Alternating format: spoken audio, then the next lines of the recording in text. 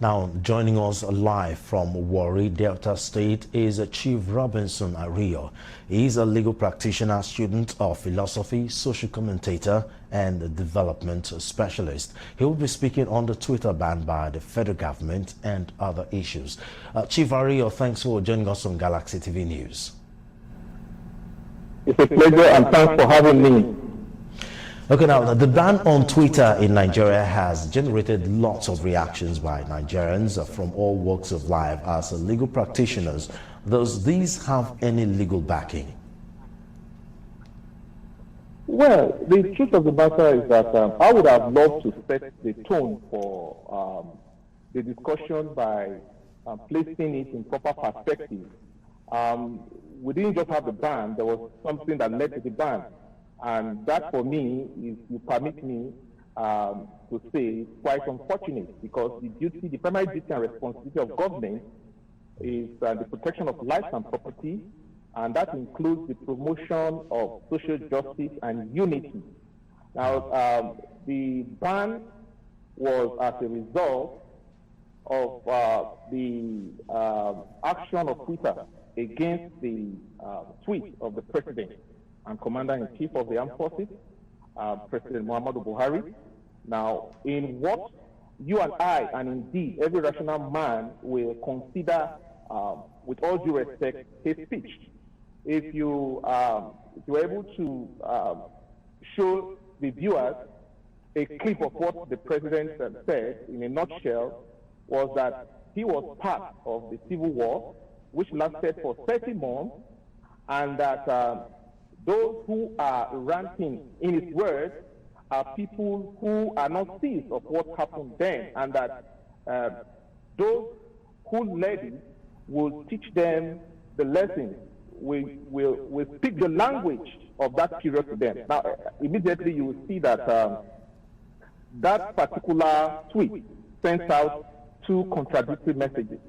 The president is supposed to be a unifying factor, and it's supposed to be making utterances that will help people to heal the pains of the past.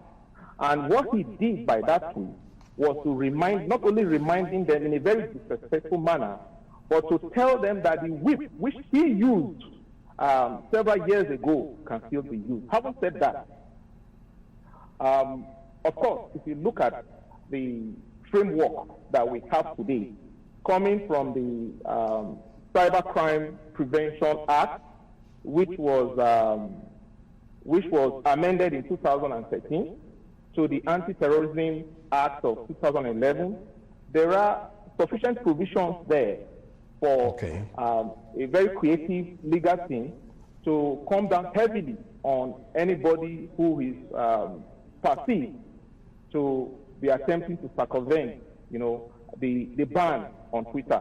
In other words, experts, I'm not an expert in IT, but experts have said that despite the ban, there are ways that those who still want to utilize the tool, the Twitter tool, can still circumvent and do so.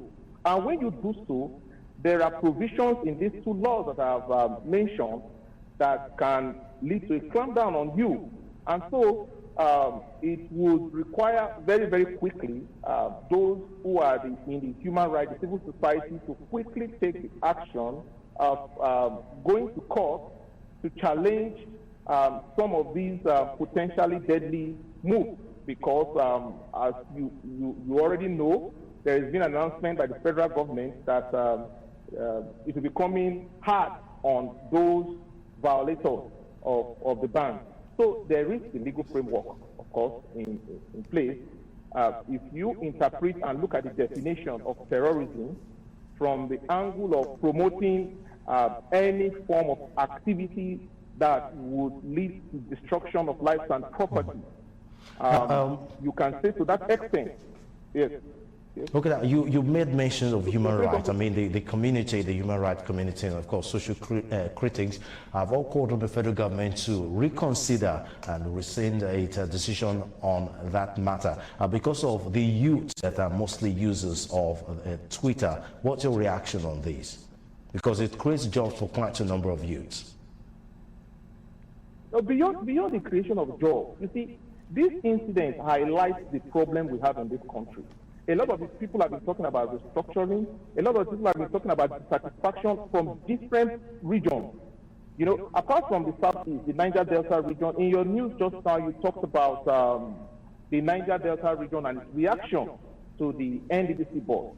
So, and this country has spent billions of naira having a conference, a national conference, which report is gathering dust in the wardrobe. So this particular incident is not an isolation. It's part of the symptom of the totality of the problem we have in this country. Now, the Southeasterners have suffered something very peculiar, and some of them have been exposed to trauma as a result of the incident that the president mentioned. So for me, I look beyond the creation of jobs, because you see, there is a bigger problem that this whole incident throws up. But of course, if you talk about the creation of jobs, very, very well, if that's what we want to limit ourselves to, but I would not want to really limit myself to that, but to respond quickly to that.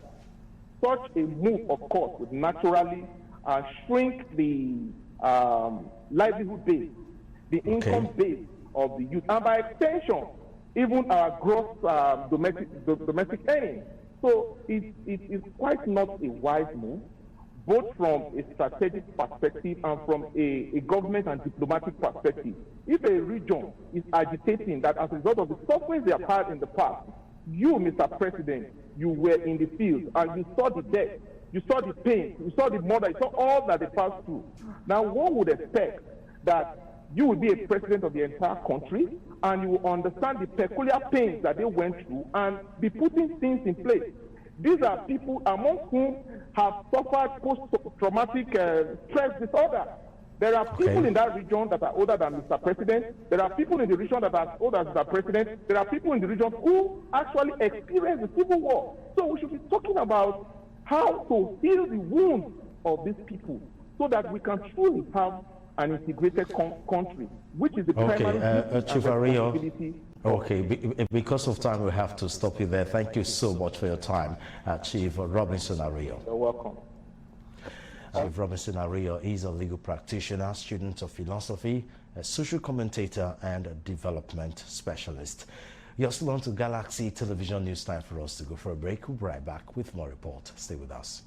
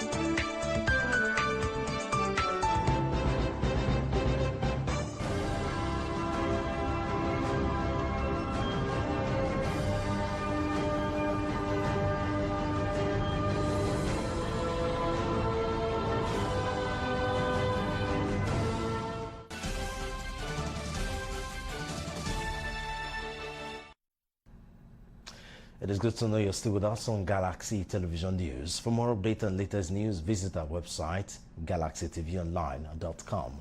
Subscribe to our YouTube channel, youtube.com/Galaxy TV Nigeria. You can follow and interact with us on our Facebook page, facebook.com/Galaxy TV, or tweet at us at Galaxy TV. Don't forget to follow and tag us on our Instagram page at Galaxy TV News. You can also avail our eyewitness feature via WhatsApp. If you have breaking news around you, simply share your story by sending short clips or videos of the news on 0818-6666-669. Our social media platforms are user-friendly